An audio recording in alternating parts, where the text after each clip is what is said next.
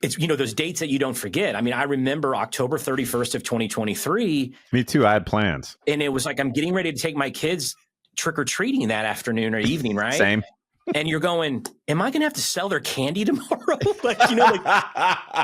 You talk about it privately. We talk about it publicly. This is the Real Estate Insiders Unfiltered Podcast. Welcome again to the Real Estate Insiders Unfiltered Podcast. I'm your host, Dwiggy, along with crazy Uncle Keith. What up, Dwiggy? We got to have my buddy Chris Kelly, the new CEO and president of HomeServices of America, Berkshire Hathaway. And I've known Chris a while, but having him on the show and just asking him tons of questions. I mean, it was just a really, really fun episode for us. Yeah. So give them the background of our conversation. Yeah, wicked smart dude, which is always makes for a great podcast. He shared his story about going from an attorney to the head of HomeServices of America. A random Cabo trip turned his future into residential real estate. So funny. Yeah, go to Cabo more is one thing that I wrote in my notes. He's got an Ebby Halliday story that is worth listening to. How he learned the lesson of when in doubt, tell the truth, which I thought was brilliant. He has a discussion around service that was a twist that I hadn't heard. We debated affordability a bit, and we also dug in on his concept of doing less. And I won't give you the rest of the story because you've got to listen for it, but it was wonderful. You're going to dig this thoughtful conversation. Put it in your ears, kids. Chris, welcome to the show. We are really, really excited. In fact, before I even start with questions, I just want to say congratulations. Congratulations on the new role. They should be blessed to have you. And it's really exciting to see really smart people move up the ranks and take charge of these big organizations. So on my behalf, just congratulations, man. I'm really stoked for you. Genuinely. I appreciate it. And as I like to joke sometimes, that's usually the right word on most days. But since you guys are both, in this industry and running a company, some days congratulations may not be the right word, but more often than not, I'm very blessed and really excited to be where I am. When people get new leadership roles, I like to text them congratulations. So, Chris, from me to you, congratulations, brother. It's spot on. Yeah. I mean, there's so much truth to that, though, because it's everybody's like, oh, my God. And you're like, yeah, there's a lot of pros and cons to this, man. Yep. I don't know. So, all right. For those of the viewers and listeners that don't know you, can you give everybody just kind of a quick background? Yeah. How you got in the space? You moved up the ranks to now CEO and president of HomeServices, but I'll let you give your background story a little bit. So originally I started off as a real estate attorney. I was an undergrad as an English major, which means I either had to go to law school or teach or be unemployed. And so went to law school and practiced privately in the Kansas City market in real estate finance for about 7 years. And that's typically right where that's your life and you put on the golden handcuffs to the big law firm and you're forever there. Or you do something different. And at that time, my sister was a real estate agent with ReeseNichols, our brand in Kansas City. And she was part of a team and they were going on a trip to Cabo. And she said, hey, you want to come along with the team? And so I was like, sure. And so I went and they brought their office broker. So all of you teams out there, take your office brokers, on your trips. And we were kind of the adult chaperones on the trip. And I got to know their office broker and shout out to Terry McGowan. And she said, I think we're looking to hire an attorney at ReeseNichols. And so I went and spoke with Jerry Reese, who just is the absolute best icon. He and Lynn Devon were running ReeseNichols at the time. And I ended up joining them as general counsel into March of 2007. So March 2007, a real estate agent, you would drop $100 bill. I don't know that you would bother to turn around and pick it up. And then 6 months later, it was like the sky was falling. And so my introduction really within 6 months was, oh my gosh, I left this job at a law firm to come over to this industry that was going through a 50-year catastrophe. And then over time, I was started as general counsel, and I just realized I was drawn to the business side. I really spent a lot of time with Mike Frazier, who was the CFO at the time. I wanted to really understand the businesses. Why, if you pull this lever and push this knob, why does this happen? And then all of our department heads, from new homes to relocation, I really want to understand the business. And I just slowly kind of got pulled over to that side over the next several years. And then had a few business roles at ReeseNichols. Then I was up at HomeServices. And then we purchased the Ebby Halliday companies in the Dallas-Fort Worth market in Great 2018. firm. Great firm. Great company. And Great firm. Was blessed to be asked to go down there and be their CEO, which I was for 5 years. And I respected that company and the people there before. But once I got there and really started to understand the history of that brand and who she was as a person and how all of those agents continue to carry on her legacy, that was more daunting of a responsibility, I think, than taking over the home services role because of that name that was there and a sense of responsibility that you had to it. And so was there for 5 years and then asked to come back up into a corporate role at the home services, which is where I've been since about 2023. Man, there's a lot of time. So I'm sorry, I have to ask, what was it like just in watching in greatness with Ebby Halliday? She was amazing. What was, just give me, what was that like to go in there and just have that kind of history and just so powerhouse? She had passed before I got there, but she had written this great book, right? And so I remember devouring the book on my trip down there. And then once you get there and you start talking to the people that have worked there for a number of years, and again, people that were at Ebby, I mean, they have a reception every year for 25-year anniversary folks. There's 25 people to 30 people every year that are hitting their 25-year mark. I mean, it is unbelievable. And so what you start then hearing about is the real stories, the stories that didn't even make it into the book, about what she did for people and just how generous she was in that community. She just transcended real estate, especially in Texas, and then what she did for the industry. And hard to imagine, especially the way the dynamics of the industry are now. But when she started, I mean, being a woman in real estate was a really unique thing. And she set the groundwork for so many women to say, we can have our own profession. We can have our own money. We can control our own destiny. You look at the dynamics of the real estate now, you can trace it almost all the way back to her and that empowerment that she brought to women across the country. It was what a great opportunity. And just one, I was blessed to be part of that organization, and one where you just ride that coattails and you just get on that team around you and say, this is how we're going to be successful. And I tried not to stub my toe on too many things. Yeah. Two comments on that. One, if you haven't read her book and you're in the industry, go order it today, read it. We'll put a link in the show notes. Yeah, somehow it had evaded it hadn't made it to my consciousness until actually the podcast. Someone else mentioned it as a book that they read. I recently read it and was blown away. And I then saw just a couple of weeks ago, I think it was on Facebook, I saw Anthony Lamacchia just randomly had a picture of it. He was on a trip somewhere and he posted a picture that he was reading the book, and it's a great, and again, it's a fraction of her story.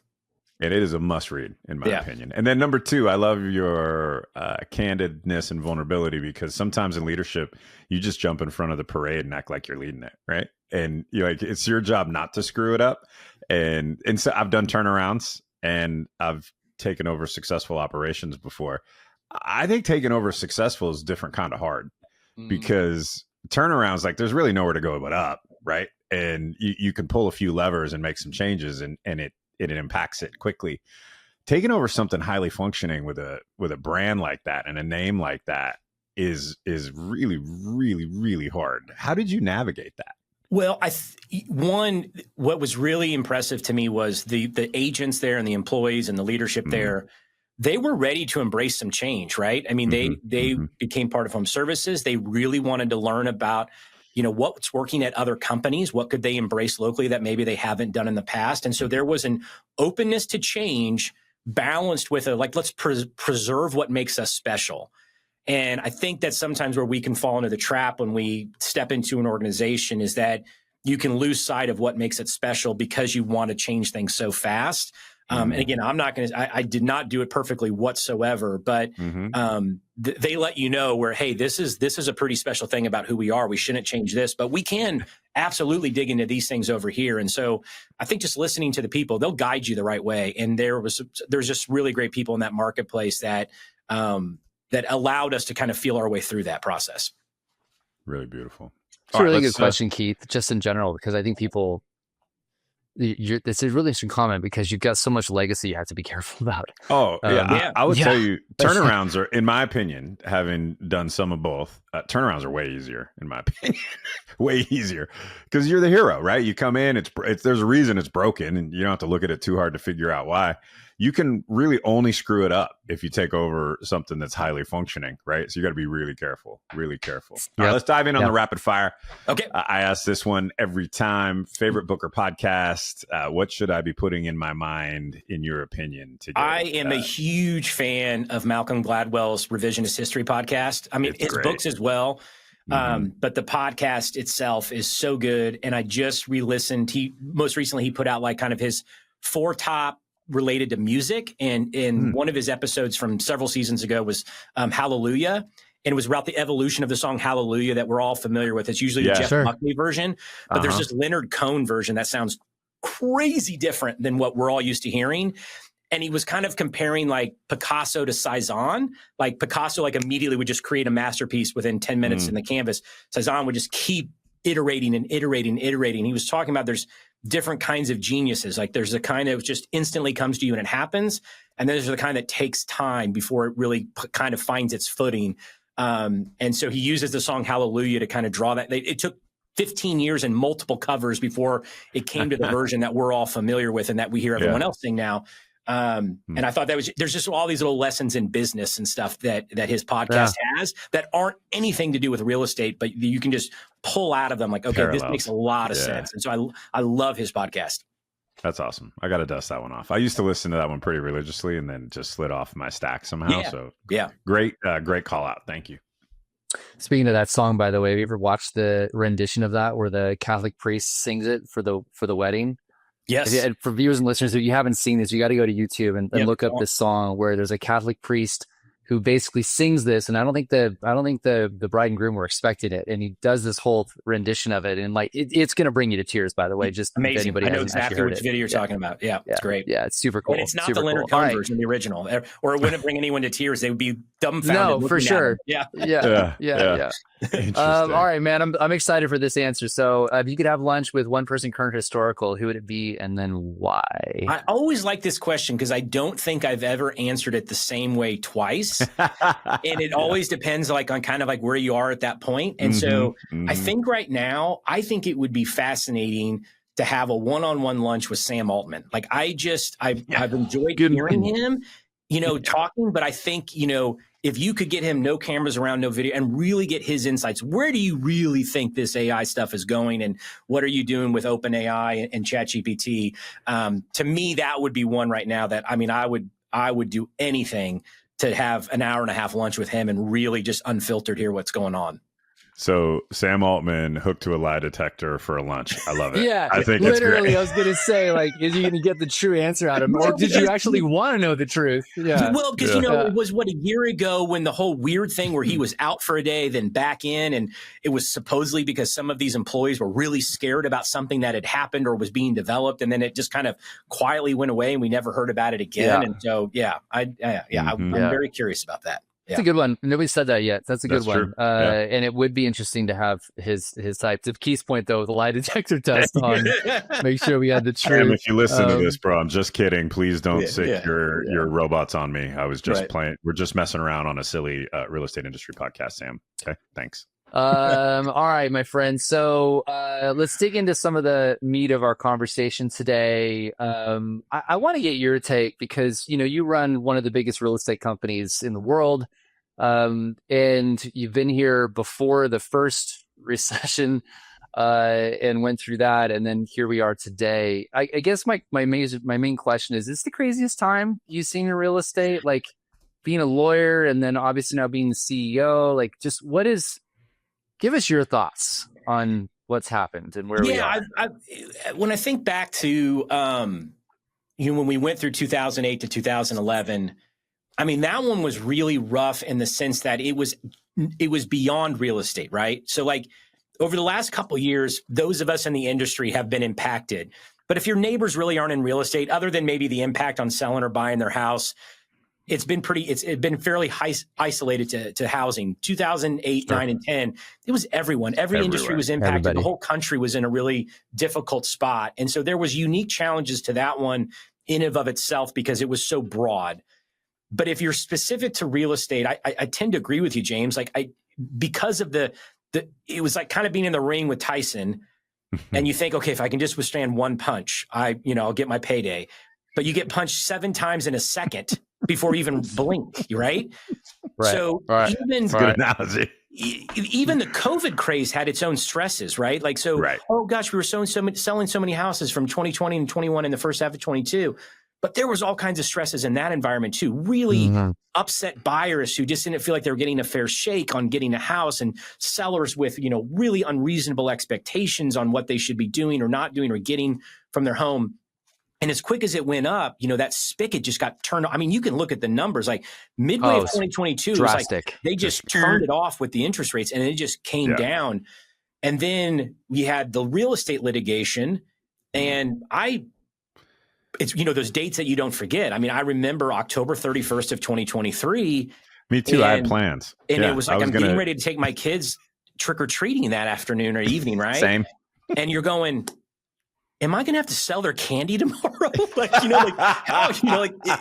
does this mean? I mean, when there's a like 1.78 billion, like it's going to get 5.6. Yep. And it's going to get trebled automatically to like 5 or 6, I mean, it was a really weird feeling that night that I don't ever want to repeat. And then we went through, so then you had the verdict, and then you had kind of like, the settlement, and then all these copycat cases that were popping up everywhere that started bringing in everyone in the industry.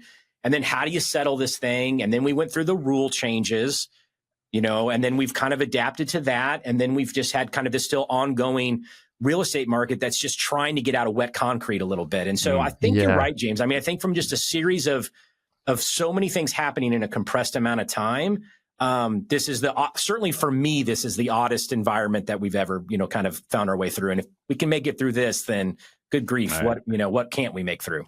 I'm knocking on wood somewhere right now, by the way, just from. Yeah. Well, we used to say before 2020, be like, I mean, what's it going to take? A pandemic, so you got to find something new to say. Apparently something else. Yeah. What's funny too about that? And then we can get to some follow-up questions, but I remember both, and in 07, 08, you knew if you got a REO account or you could find an investor, you were going to make it, right? Like you at least knew you could do something. Happiness is the illusion of control, right? And the reason 08 was easier, in my opinion, is you knew what to do. If I can go land one of these, and it's not easy and it's hard, but if I do enough diligent work, if I fill out enough of these stupid online forms, eventually one of these asset managers or one of these investors, I can work with them, right? And I can do some transactions. Yep. In this environment, like the whole thing was just put on ice, and there wasn't really a path out. Like, how do if there's just 2 million fewer transactions than there was a year ago, I can't solve for that, right? And so since happiness is the illusion of control, we have a pretty unhappy market, right? A pretty unhappy industry, because people look to James and I and you to tell them what to do to be successful, right? Or to help them self-discover what to do to be successful. And my answers weren't great because I can't, I don't have a secret bank that's going to give a different interest rate to a home buyer or a home seller. So I agree with you. This was a harder time. The other thing I noticed is you jumped into residential real estate in 2007. Then you jumped into the helm of what you're doing now recently. So you are attracted to car wrecks, right? So, like, first of all, what the hell are you thinking, right? I was not a personal accident attorney when I was, no ambulance chasing. Yeah. Maybe back when you jumped in 07 or recently, if it's okay to talk about it, but I imagine you've had to make some decisions that in the moment felt really scary, really terrifying, right? Like, holy crap, am I about to go tell everyone blank or whatever? Right. Can you talk to us a little bit about your process for that? Like, there are times as leaders, we have to make these really tough calls, and sometimes you're picking the best, worst decision, right? Not the best decision. Yeah. How do you do that as a leader? I think this is something that Jerry Reese used to say to us a lot. And he would say, when in doubt, tell the truth. It's the easiest advice. When in doubt, tell the truth. And so what I have found was, and I go back to that October 31st date, there was nothing that I could say at that moment that was going to be false reassuring. Oh, we'll be fine. This is no big deal. The only thing that you can do is just continue to communicate. And so when I think of any leader in business or life, your chief responsibility is communicating to your people. And that doesn't mean sending false hope. It doesn't mean being Pollyannish or trying to look through everything through rose-colored glasses. And so what we did during that moment was, and I hope our leaders felt it, was I'm going to communicate with you more than I ever have before. And I think I communicated a lot before that. But we're going to, every day we're going to give you, like before the headline hits or before, if you see news, we're going to give you some context around it. We're going to let you know what we're doing. It's no different really if you think about it. In a real estate transaction, one of the biggest frustrations from a consumer is when they don't hear from their agent on a regular basis, they assume, falsely usually, that nothing is happening. Right. If I don't hear from you, my assumption is you are doing nothing. And I think we think the same thing, whether we're whatever professional we're working with. They must be doing nothing because I haven't heard from them. And so if you're communicating regularly, even if it's just to say nothing pertinent really happened today, but here's what we think is going to come up in the next week. This is what the next step in the court proceeding is. This is what the next step is in dealing with the plaintiffs on settlement discussions. That is really how we just tried to manage through it, is we really communicate with our leaders and then gave them contextual information that they could then pass along to their employees, to their agents, so that at least they knew, like, look, there's adults at the helm. They don't have all the answers. There's no guarantee of what's going to happen, but they're going to communicate with us openly and transparently and honestly. And that's what we leaned into during that moment. You know, your company was blessed to have you there, and I'm not blowing smoke, but it's because you're a lawyer, and we're dealing with the most litigious time I've ever seen in my career in residential real estate. So, you know, I make these comments, and I think you'll respect my comment. The lawyers are there to advise, but the executive team is there to make decisions. In your example, you get to be both because you understand what's happening. And so you're having lawyers, I'm sure, outside counsel working with you, but you understand what's going on better than anybody in that role. And you're also making the decisions, which I think is a unique case for you and for what you've been able to do. My question to you, though, having, you know, that knowledge, like what do you see as like more, I don't know how to ask this. Is there other risks you're concerned about in the next 24 months? Are there things that you're watching that you're like, this is something the industry must pay attention to that we're not, or practices we're not paying attention to? Like, because you have a unique perspective that most people don't with your background. When I was, general counsel at Reese, and then even when I was just in private practice, one of the things that I tried to emphasize in that legal role is that, look, there's a legal answer and there's a practical answer. And 99% of the time, it is the practical answer that is what is going to be most pertinent for the business leader, or for the agent, or for the client. And so we can get lost in the legalese of things and like, oh, if we did this in the document, or if we said that, but practically, how does it play out? So I don't worry too much about this next claim that could come up. But what I've seen out there in the marketplace, and I'm sure you guys have seen too, is these headlines that are trying to attempt to convey that real estate professionals are trying to work around the new rules that went in place, right? And one of the jokes I made was like, oh, if there's 3 cookies on the plate at a showing, that means they're doing this and that. And offering that drives me crazy. It's just like, just because we called it cookies, we're fine now? Like, what are we doing? Anyway. And so what I worry about is, I think sometimes we in the profession undersell what we actually do, and that we don't take the opportunity to really talk about how difficult a transaction can be and all the work that goes into it. I think that's how we got to a point where people can make allegations like, well, now there's the internet. Why do we need buyer's agents, right? I mean, just we in the industry, wait till AI, right? Preposterous thing to say.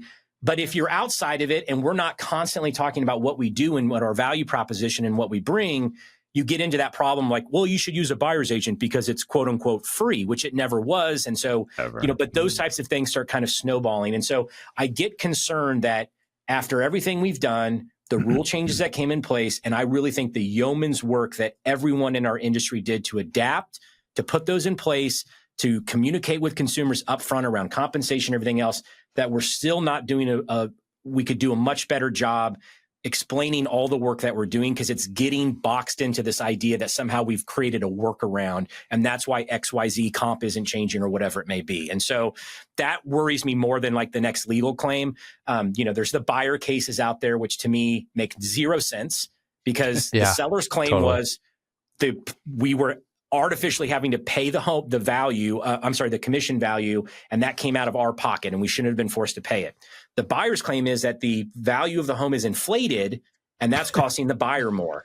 They can't exist in the same universe, Right. You can't have both buyers and sellers be damaged, exactly, right? Like, how does that work? And then, from a practical perspective, it's like, I want to tell them, like, look, one side got there first and they squeezed the juice. And they've squeezed that orange, the juice is out. I don't know what else you think the industry has. I think a lot of the attorneys were surprised at the margins in which all of we operate, right? We are not airlines and railroads and stuff. And so I think that was shocking to a lot, because again, something we've done to ourselves, right? I'm having $1 million lunch for all the agents that did $1 million last month, right? A consumer sees that and goes, wow, that agent made $1 million last month. No, in today's market, that means they sold 1.2 homes based on the average sales price. Yeah, That's not what they made. But we kind of say these things that kind of oftentimes portrays the industry in a light that's not great. So I got a follow-up question to that, because I've thought about this a lot. So real estate, in my opinion, is a service business, right? Like, we don't actually sell homes. There's no script or dialogue that makes someone who's not ready to buy a home to buy a house, right? So we service people through a stressful transaction. And it'd be pretty weird if you went, I'll just use another service business. If you went to your restaurant and your waiter came up and started telling you about, like, man, glad you're here, but we kind of got the B team in the back, right? And so how do you marry more transparency in the process and a service business? Because I think that's part of where it's gotten in trouble. I think we've had decades of institutional memory in this industry of, you don't tell them how the sausage is made. It's our job to make the sausage, right? And so it's a little at odds with a service business. So how do those two things fit together? Or how are you thinking about how to teach your agents to get a little better at sort of elucidating the issues and how they've solved them? Or like, how do those two things fit? Yeah. One of my favorite things to do when you're ever at a sales meeting, and again, I would encourage anyone who's listening, who's an office manager, a company leader, whatever, it's a really fun exercise, is I think we make the mistake that the consumer is comparing us to the last real estate experience they had. And when reality, they're comparing us to the last best or worst experience that they had, period, right? And so there's a great book, it might be 20 years old at this point, called The Disney Way. And in it, Michael Eisner is talking to his group of executives, and he says, who are our competitors? And they're like, Busch Gardens and Six Flags. And he's like, no. It's FedEx, it's McDonald's, it's anywhere they get customer experience. That's what we get compared to. And so I think one of the great ways I think we bridge that gap and we move forward is, if I'm an agent, I'm running a business, it's like, okay, I don't want to create the best real estate experience. How do I just create the best experiences? And if you look at like what compensation looks like in the real estate world and what it looks like to maybe for a family of 4 or 5 to go to Disney World, that number's not that different, right? Fair. So I've got to hold up a Disney standard when I'm working with a consumer. That's very different than, I wonder if they remember what it was like working with an agent 12 years ago, the last time they bought or sold a house. Or make sure it smells like, make sure it smells like fresh baked cookies at the open house, right? Like, that's not service.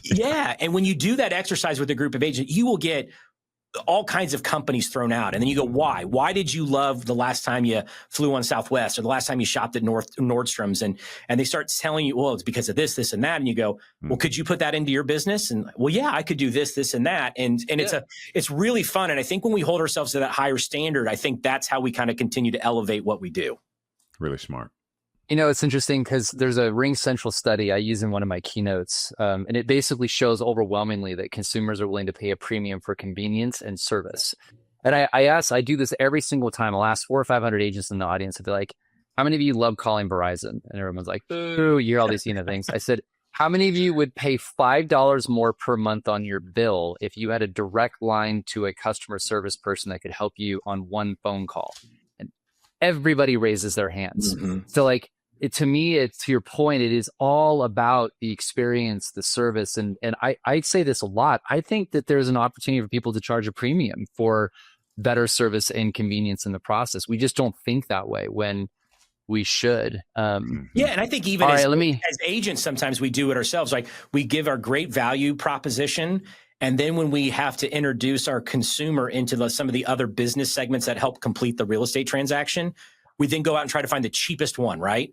I got to find you the cheapest inspection and the cheapest this and the cheapest that. And like, God, you just sold yourself on your value. Why are you now trying to find the least expensive things instead of the best things that are going to create that best experience for them? It's literally, I'm doing this right now. I'm having painter quotes, and the painter that I'm going to use is the most expensive, but the way that he approached it, the way he followed up, what he's talking about, things I need to do with my house, like it just, even though it's quite a bit more, I'm like, yeah, and it's still the same paint from the same store. Right. But it's just the whole package. I just think we underestimate that. And there's this race to the bottom when it doesn't need to be. If that wasn't true, everyone would be driving around in the cheapest car possible. You know, if it gets you from A to B, but instead I look around and I say, wow, people are driving some nice cars. There's a value that they assign to that, you know? For sure. Yeah, for sure. All right, let me segue us to a couple of questions we got to ask. So wanted to get, since it's still a conversation, I'm not going to engage myself in this very much. Come on, James. Come on. Nope, I'm going to stay out of this. This is for Chris. So what's your thoughts on, or official position or thoughts on private listings? Private listings, yeah, it's topic du jour. It's interesting. I think we can do the right thing without any rules or regulations around it, right? The fact that we're at a point now where MLSs or associations feel like they need to have rules, and then portals need to have rules around it. James, I think it was a month or two ago, you and I both wrote something, and I think it dropped on the same day. And we almost said, I think, the exact same thing. I think we did. I knew I like James. And the point was this. It is a technical or tactical advantage for this amount of time. It's mutually assured destruction in the sense that I will only give you 100% of my stuff for so long while I'm only getting 60% of your stuff in return. Eventually, everybody gets into the arms race and they all start doing it. And now I'm a consumer sitting in Cleveland, Dallas, wherever it may be, and I have no idea what's actually all for sale in a particular market. Now, I know within home services in our companies, we have private listings. And typically what they are is that they were for a very particular specific reason. That seller, whether it's unique conditions for them, unique conditions around the property, whatever it may be, they decided to go that route.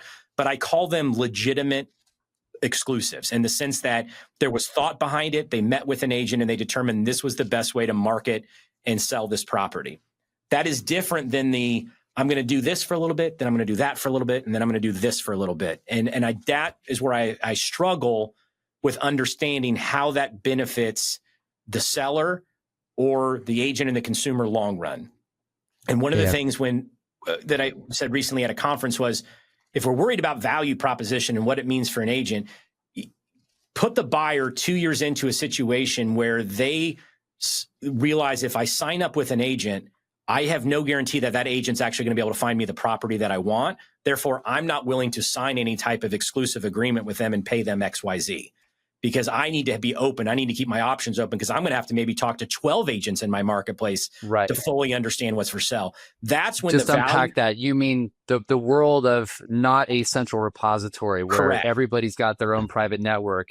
This is a really good. I just want to make sure I double click on this. Yeah. You're basically saying, good luck getting a buyer to sign a buyer rep agreement because they're not going to want to sign anything with anybody if they've got to go searching around in all these different companies all the time. It'll be, I'll sign some with you if you find me something, but I got to talk to 12 other people at these other companies and see who has what. And then if I'm a consumer, I'm going to be like, this is a pain. This sucks. And I think that's when, we've all been wondering, like, who's the next disruptor that's going to come into the industry? You make it a pain in the ass for the consumer to work with us. That's when a disruptor actually will get legs here, because it's amazing how sticky that relationship is between the agent and the consumer. That's why the lawsuit thing was always weird to me, because it wasn't like a group of consumers marching down the street saying, we demand to be separated from the real estate professional. Like it was not a groundswell. There was no grassroots effort. Right. They really love working with a real estate professional. No, it's a But paper if chase. we make it really hard for them to work with us, and then you have the opportunity for a disruptor to come in and say, there's just no value anymore for what they do. And that's the part that concerns me. So I understand the idea behind exclusive listings and how they can be appropriate in those limited circumstances. But when I see, someone post on social media like, hey, you should work with me because I can get you access to everything that's online plus 20% that I'm withholding over here. That only works if you're the only person in the market doing it, and that will not last long. Everyone else will do it, and everyone will be at an equal disadvantage at that point. Thank you for saying that, Chris, because I've been shouting that from the rooftops, but coming from you being one of the largest real estate companies in the world, like people should pay close attention. Because I've said the same thing. I'm like, if you all want to get into an arms race, this is going to get real ugly. It's going to get really bad. And the people that get harmed the most are buyers and sellers. Like they're going to get absolutely screwed in this process. And our industry will be responsible for doing all of that. Yeah. And I think we can come to that conclusion without an MLS or an association or anything else having to put rules around it. Like we can just look at the realities of it. Again, I'm not going to hand you $10 for you to continue to hand me $6 back. At some point I'm going to level the playing field for my own folks. Two things. One thing I noticed, and then a question. One, I would like the record to reflect that an attorney said, "I think we can do the right thing without more rules." So that's rare. Someone mark that tape. Then number two, and just so, because if everyone agrees on a podcast, it's not very interesting, right? So, okay. So what I heard you say is exclusives are okay, private listings are okay sometimes, just not all the time. But who's the arbiter of the sometime?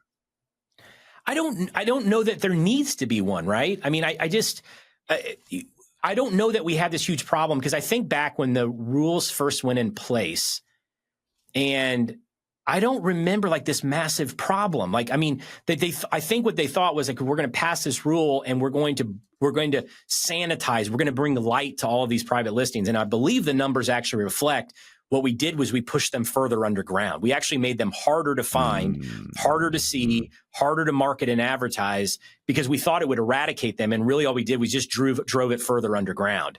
I don't know that we had a huge problem to begin with. I mean, certainly there was kind of the bubblings of one. Micro markets. But I think we made it worse. Yeah. I mean, I honestly think the problem got worse in an effort to rule make our way around it. Yeah. Okay. I'm going to move us because I want to make sure we get a bunch of questions in. Keith, anything else on that? Because I want to get a few more. Okay. So have to ask, big hits in news on Compass acquiring Berkshire Hathaway Home Services. I think it was BHHS, but I just when I say that, the whole entity, but there's a lot of discrepancy on what was going on. You guys came out pretty strongly against it, so I'll shut up. Like, tell us what was going on. Can you tell us what was going on? Yeah. As soon as you said I have to ask, I'm like, okay, I know exactly where he's going with this one. So I think the context around it is let's think about the time that everybody was in that moment, right? So that was again post litigation verdict. Everyone's trying to settle. As you guys know, you run a really large company as well, too. You're always having conversations, right? Like a lot of the companies that Home Services has bought over the years, we've had conversations with years for. Sometimes it materializes, sometimes it doesn't. And if every time someone had a conversation, it turned into that kind of headline, it would be really false. And the equivalence I like to draw to it was, I have my house for sale. My neighbor asks, hey, what are you going to list for, right? And they ask that question and you go, oh, I've thought about listing, but I don't know what I'm going to do. And then all of a sudden I ran out and said, my neighbor's house for sale too, right? So I think we got to be careful here, and that's how it was. And that's what we tried to explain to the reporters initially too, is that like, you're taking things way out of context. The other thing that I found really frustrating too was they asked for comment from our ultimate parent company with 20 minutes.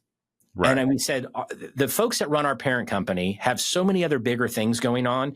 They could be on a jet to Japan right now. And so when you say you have 20 minutes to respond, that's the equivalent of saying we're not even going to try to get a response before we, publish something. And so, again, we work through it and it's fine. And I think, what we've told other folks is like, look, the only thing that helps improve this is time.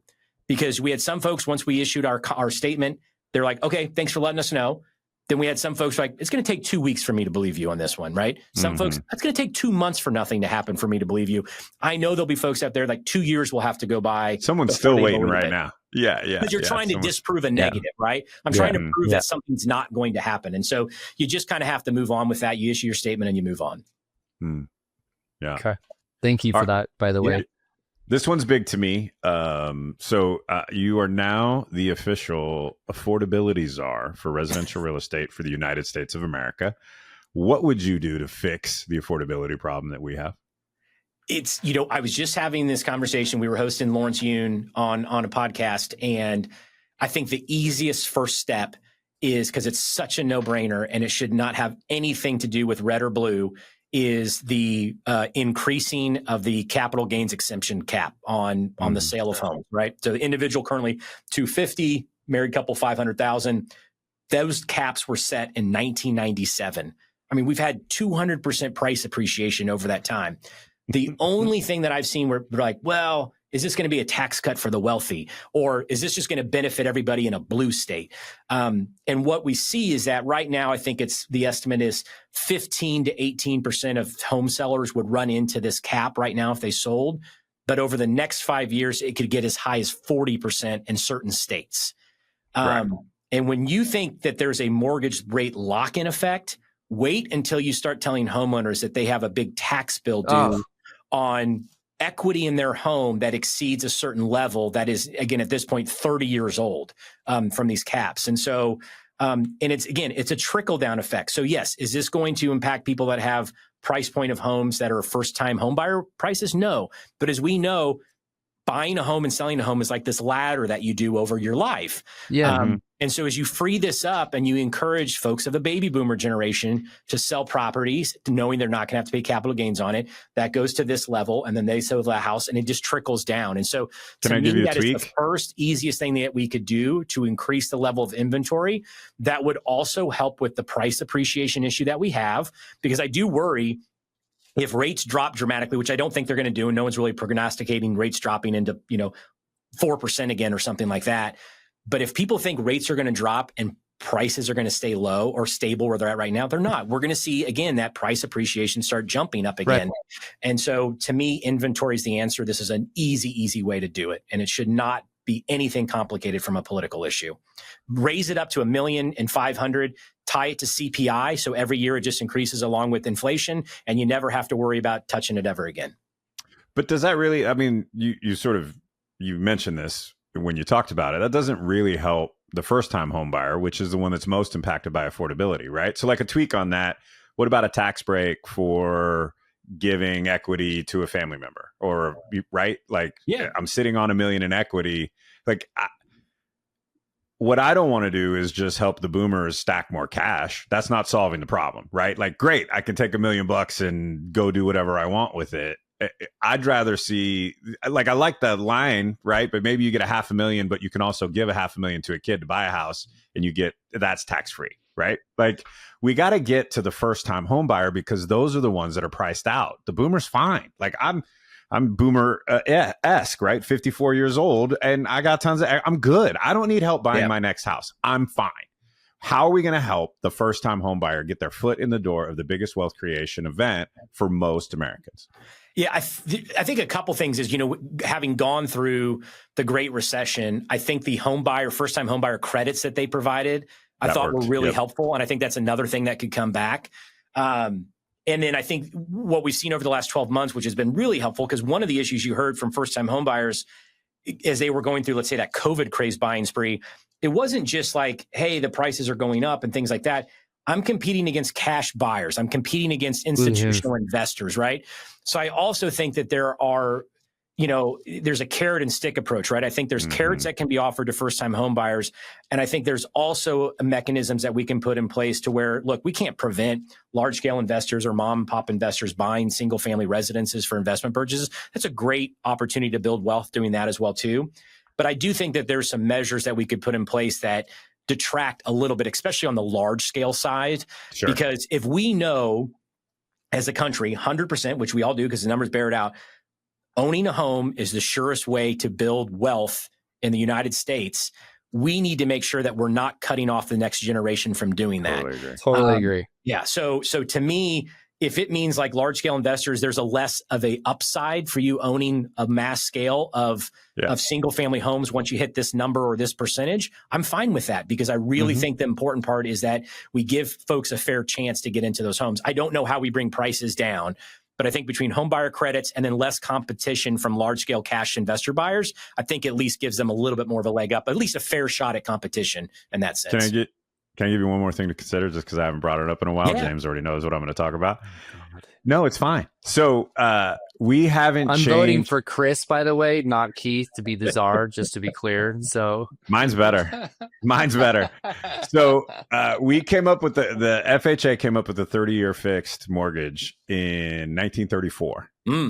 Yeah. What's happened to housing prices since 1934? So thousands of percent appreciation. Yeah. Yeah. So why aren't we considering extending the term on a mortgage as a way to modulate price? Because if this, you mentioned one thing that we haven't changed since I think you said late 40s. This has been since the late 30s. Yeah. Like, we're using a financial structure, and I throw out the 100-year mortgage just because it gets headlines and James gets to call me stupid. So I don't care if it's 100 years or not, but the fact that we aren't trying to figure out how to, like, I can finance my car now for a decade, right? Yeah. But I still have the same financial structure since 1934 for my home is crazy to me. And it's funny you say that, because like I grew up in Kansas City, and we would go, where everyone goes from Kansas City or St. Louis is to the Lake of the Ozarks, right? Yeah. And I remember going down to Lake of the Ozarks, and you would see these people with like mullets, and like they're driving like the fanciest scarab boats that you could possibly imagine. And you're like, how the hell do you afford that, man? And then you find out like, oh, you can get a 15-year loan on a boat, you know? And so, a depreciating asset that you can hide. Yeah. If I can get 15 years on a depreciating asset, maybe we should look at maybe a longer term on an appreciating asset. So I get it. Yeah. And nothing against anyone out there with a mullet, but yeah. I was going to say, you're about to get some mullet hate mail, but greatest Halloween costume I did was with a mullet once. Yeah. All right. I'm going to tie these last two together, and then I'll let Keith wrap up, because I want to get your take. So I'm going to ask you this, like, crystal ball over the next 5 years. Models, agents, artificial intelligence. Maybe you could give a little bit, even like what you guys are thinking about from AI. And I'm going to kind of merge all that into like your view, next 5 years, all of that kind of included. Give us your thoughts. Yeah. So I think on a couple fronts there is now that compensation has been pulled out of, the MLS structure.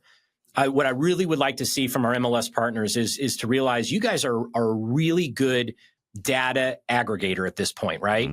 And so I think we need to get to the point of where we probably don't need to have all of these MLS boards with, practicing agents and all the 40 pages of rules and stuff, right? Like, I mean, they're a really good data aggregator at this point and stuff. And they got to start thinking themselves as a technology vendor and not as like a kind of a de facto arm of the real estate association or whatever it may be. So I hope to see that direction go in that direction there. Okay. I think what we're seeing from a competitive landscape is the creation of these closed ecosystems. So when I see what Rocket has done with the purchase of Redfin, with the purchase of Mr. Cooper, what they're creating is these closed ecosystems that once a consumer falls in, it's going to be very difficult for the consumer to fall out. So what I would suggest to practitioners out there is you're going to have to be ever increasingly mindful of who you are introducing into your client's world. So sometimes we get agnostic and we go, I don't want to upset the apple cart. I'll let my buyer go close with whatever lender they want to and stuff. But if that lender is closing and then selling that loan that goes to Mr. Cooper or goes to Rocket, good luck getting that client back in 10 years or 7 years or whenever it may be. And maybe if you do, it comes with a massive referral fee, because they're going to be servicing that loan for the next 10 years, dripping on them. Hey, when it comes to sell or buy again next time, just know if you get your loan through Rocket, Redfin will list your property for 1%. And again, that's a great, I'm not making them out to be the demons here or anything like that. That's a great model, and they're pursuing exactly what they should be. But as agents, we have to understand, like, we've got to be really careful. Think of it like a doctor. I mean, if I need to refer you to a specialist, I'm going to be really careful about what specialist I'm referring you to, who I'm bringing into my patient's world. And I think we need to think about the consumer way. We need to be really careful about who we introduce them to, because that may or may not actually interfere with our ability to have that relationship with that consumer going forward into the future. On the AI front, one of the things that I said was, we talk about it so much. I think in 4 or 5 years from now, it's going to be the equivalent of like my mom who still says www before she gives me a website. Like, you don't have to say www anymore. Like, I get it, you know. Thanks, Mom.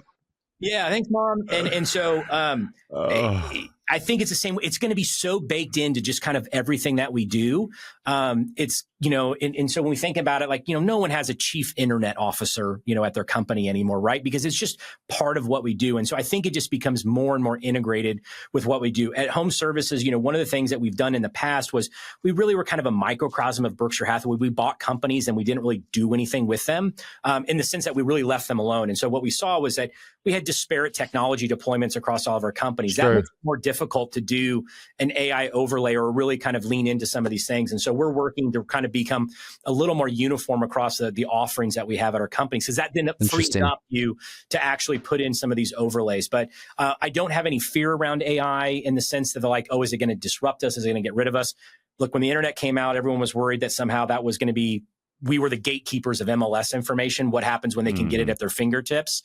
Now they're going to have more knowledge at their fingertips. That's fine. It allows us to do more things that are human and lean into the relationship side of the business. It will change the business. There's no doubt about it.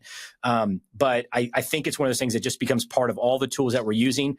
Those that use it effectively will be very successful. Those that don't are going to probably end up struggling a little bit more.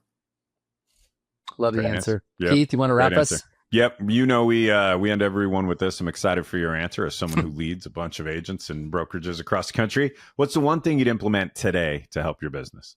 Yeah. So I'll be a little contrarian here. And what I would say is do less. And instead of picking on something new to do less. And I learned this lesson. We were talking earlier about, you know, my time at Ebby Halliday. And when I first got there, I had this spreadsheet and I was really, really proud of my spreadsheet, and I had it color coded, and there was like 100 things on that list. And I'm sure right now, if like Carolyn Rawson or Melinda Howell or Betsy Cam or anyone at Ebby's listening right now, they might remember the spreadsheet. And it was like 100 things that we could do. Right. Yeah. And, you know, green was the highest, then yellow, then red. And like, you know, And I probably got 2 or 3 months into that job when I realized pick 2, pick 2. You Not know, 100. Get rid of the rest. Pick 2. And then if you get those 2 done successfully, then what's the next 2 that would make the biggest difference? So what I really would encourage everybody, especially right now, is how fast everything's running the pace. Look at everything that you have on your plate. If it's 10 things, go, what are really the 2 or 3 that are really going to move the needle the most over the next 6 months? And then put everything else on the back burner. Doesn't mean put it away. Just push it back a little bit and focus on those few things. You know, my mind isn't big enough to do 10 things at once. And so for me, really reducing things down to a couple things has really helped. Do less. I love that answer. Do it better. Yeah. That's a great answer. Yeah. I love that answer. We haven't had that one. So You know, it's the common, we ask that question a lot, and it is interesting because the overlay we continue to get is most people say work your sphere, but the other one we get is you know, get really good and be consistent with just something. But what hasn't been put in there, which I love, is like just pick 1 or 2 things. Yeah, that's it. And do those 2 things or 1 thing really, really, really well. Yep. And then pick up another. I love that, Chris. Man, thanks for being here. What an awesome opportunity to have you on. Again, serious congrats on the new role. They're blessed to have you at the top, genuinely. And we'll look forward to having you back on next year, and we can talk about hopefully Commerce's. Yeah, please. Yeah. And James and Keith, thank you. I mean, this is a great podcast. I love all the diverse voices that you bring on here to talk about the industry. It's thing that's different. You know, I just think people forget like what's unique about our business is like, you know, the Ford CEO is not interviewing the GM CEO because I don't need Ford and GM to cooperate for me to buy a car. But in real estate, for most of these transactions to be successful, we have to communicate and work with, and that's back to Ebby. She called not competitors. She always said we're collaborators. And what you guys have created here is a perfect example of that. We collaborate in this industry because it's the right thing for the consumer. So keep it up, and we really appreciate what you're doing. We appreciate that. And by the way, thanks for letting us have Rajiv to come speak to our members. Yeah, dude, he was great. Was so good. And I say this all the time. People need to have more abundancy mindset, not scarcity. And there's plenty of business to go around and lots of opportunity. So completely agree. Thank you, my friend. Thanks, Chris. Appreciate you. We'll talk soon. What's better than cold calling? Subscribing to our podcast. Do it now so you never miss an episode.